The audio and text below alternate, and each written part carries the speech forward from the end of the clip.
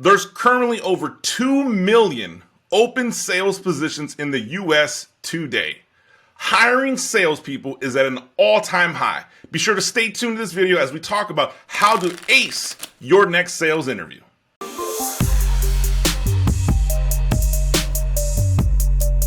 Companies are reporting right now that 25% of their sales force is turning over every quarter. Every 90 days, 25% of the people you have trained are leaving your company. And if you are a B2B salesperson, the job market right now is in your favor. If you're not getting what you want from the company you're at, trust me, the job market is hot and people want you. Now, here's the deal. To pass these interviews, you have to separate yourself amongst the other talented applicants. Most salespeople over-assume their sales ability. Let's just be honest. Most salespeople believe that their resume does enough to land them their sales job. And that's the furthest thing from the truth. So when you are going to your next sales interview, you want to ensure you implement the 3 strategies we're going to discuss today on how to pass that interview and ensure you get called back for a second, a third, and a final interview, finishing with a job offer in hand. The strategies I'm sharing with you right now in this video, I've interviewed thousands of candidates, and I'm sharing with you the skills that the candidates who used to land the jobs. And at the end of this video, I'm going to share with you the #1 way to close out your interview that is guaranteed to leave your interview board impressed and calling you back. Be sure to stick to the end. The first thing we need to do to ace our sales interview is understand how to answer the questions that are being asked of us. Now, right now, if you go to Google and you look up and you say, what are the top interview questions that a sales interviewer will ask? You can find data out there that says this is the type of question, this is the type of question. Here's the thing. If you implement this strategy, the question you are asked doesn't even matter. Because as an interviewer, when I'm asking you a question, I am hoping that you can tell me a story that answers the question I just asked and leaves me entertained to want to learn more about you. The brain is inherently lazy. The brain thinks linear. We go left to right. The brain wants to follow a story. So if I'm interviewing for a sales job, I'm going to tell the interviewer a story that they can follow along, regardless of the question they ask. And you do that by implementing a very, very traditional method. It's time tested. It's been around for years. And I'm still in shock. When I would interview someone, I would ask them a question and they wouldn't follow this very basic, simple strategy.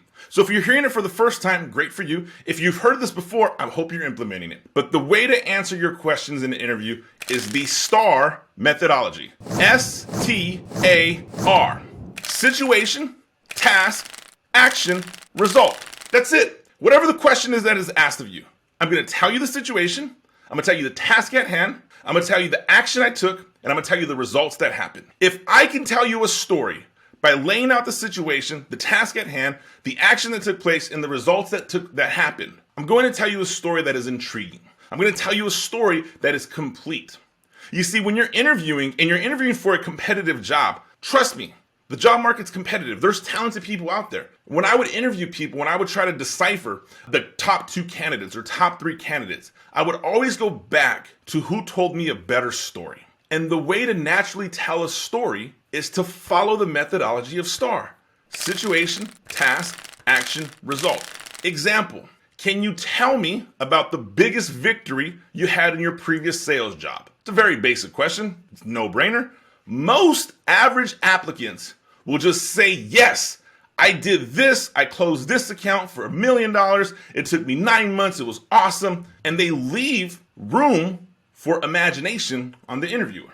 You see, if I ask that question and you can't answer it to me in a concise manner without running on, that gives me all the details, you're already losing me. So to answer that same question, can you tell me about your biggest victory in your previous sales job? Well, here's the situation. I was working with XYZ company. They were a whale prospect. I'd been working with them for almost a year on consistent visits, consistent follow-ups, trying to time up my proposal with the expiration of their current contract. situation.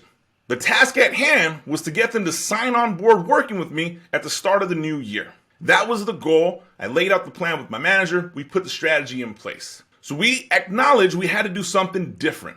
So here's the action we took. We decided that we were going to implement a monthly drop-in strategy. But the monthly drop-in strategy was never going to be, hey, I'm following up with you. The monthly drop-in strategy was, hey, I'm sharing a story with you in person about somebody that you know that's had success using our service. So I made these monthly drops, and the action we really did was I brought in some Starbucks, I got in front of the decision maker, and it was a very casual 3 to 5 minute conversation that we implemented in person on a monthly basis. And here's the deal. As this person started to get to know me more, I wasn't going him to sell him something. I was just simply stopping in to share something of value. The end result is this. At about month 8 of these monthly drops, I made the joke to him. I said, hey, we should probably set up a time so we can talk about your company so I can tell your amazing story to your colleagues around about working with us. And the result ended up being we sat down a week later, we put down some numbers, and he signed the biggest contract of my year. Now, I just made that story up, right?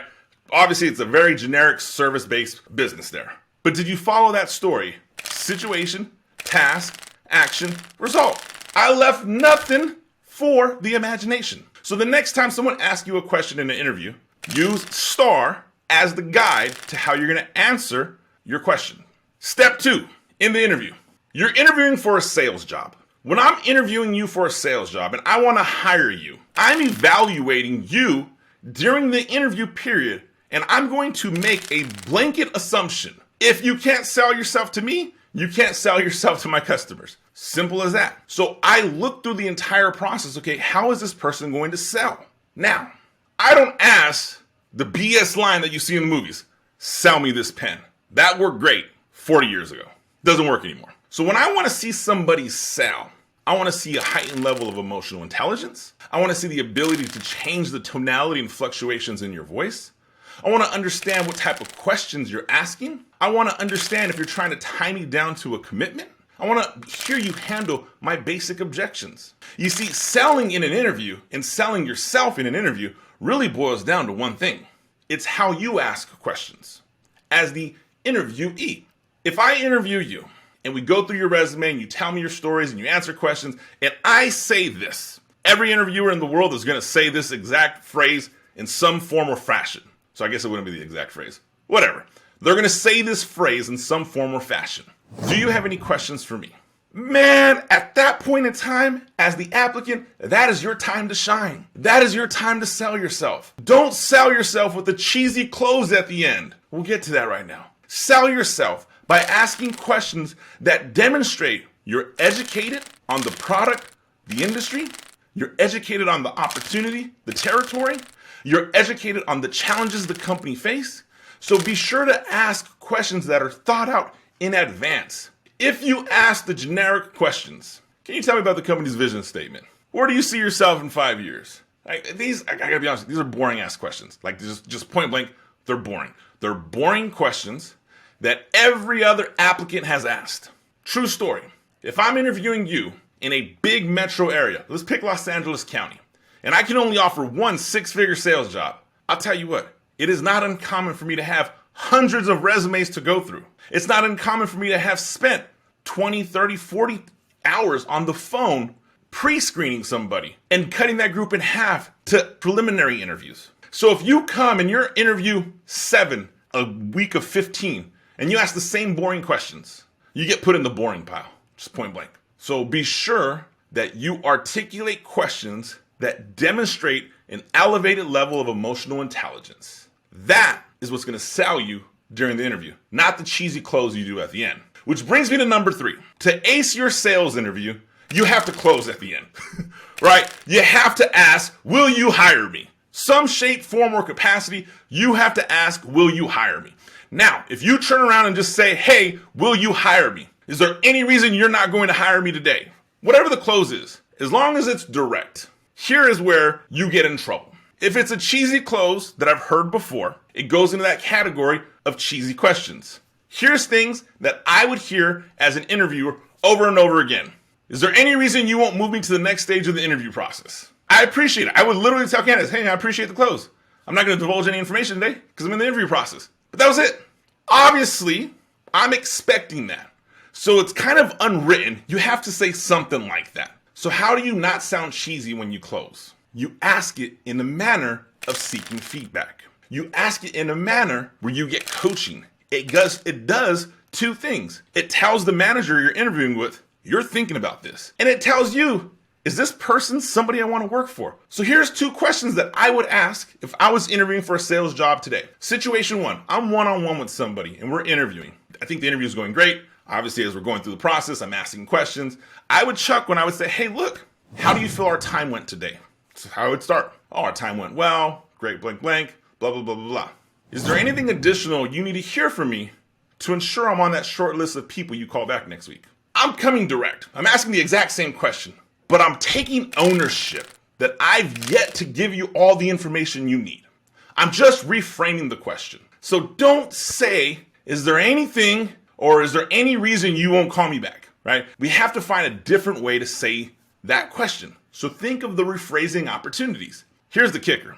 If you're decent, you're good, you're going to move to the next round. The next round is where you're interviewing with the hiring manager, the VP, the president of the company, or a board of people. Here is the killer closing question.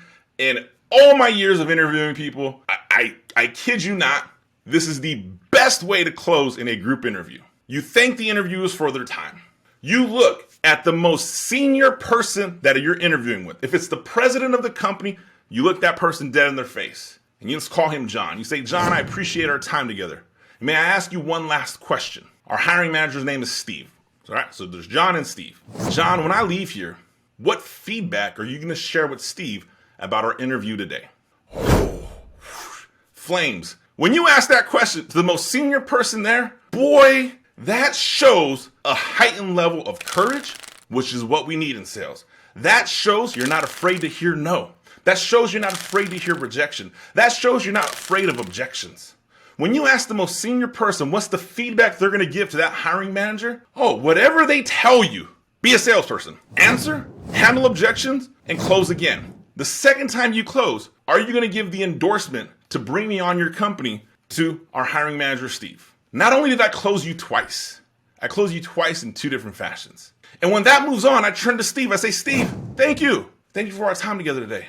Steve, is there any reason the feedback that John is giving you today that you wouldn't move me forward in this process? I'm literally uncovering the unwritten rules that just took place. Now I got to be honest with you. If you're interviewing with an experienced manager, someone who's hired people before, this is not their first trip to the rodeo. And I share this with you because I'm telling you all the fun stuff about how to ace your interview, but I'm also telling you I've interviewed people and I've had people do some of this cool stuff. I stay stone-faced as possible. Less emotion. You might hear nothing. The interview's still going because we're still evaluating exactly how you handle this situation right now. So if you don't get the response you want, that's okay. Don't get off the table without asking each person twice to endorse you from bringing you on board. And when you have a two-person interview, go to the senior person first because it shows you have the courage to take rejection. Now, here's the deal.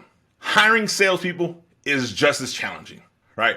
We do tons of work within the Catapulting Commissions Academy on the salesperson. If you're an end user, meaning you generate sales in a service-based industry or you're a sales entrepreneur, we do tons of work in the Academy on how to excel in sales, and we do a small portion on how to train you for your sales interview. If you're a company and you're looking to hire people, man, my buddy Nigel Green, he was just on the Catapulting Commissions podcast. There's a link below. He has an amazing course that helps outline exactly what you need to do on hiring great, talented salespeople. Click that link below. If you found any value in today's episode, do me a favor, man, smash that like button. Comment below. Let me know your thoughts on this. Be sure, most of all, subscribe so you get updated to content. We put out 2 videos every week. I'm Anthony Garcia. This is Catapulting Commissions Sales Talk, and I'll see you next week.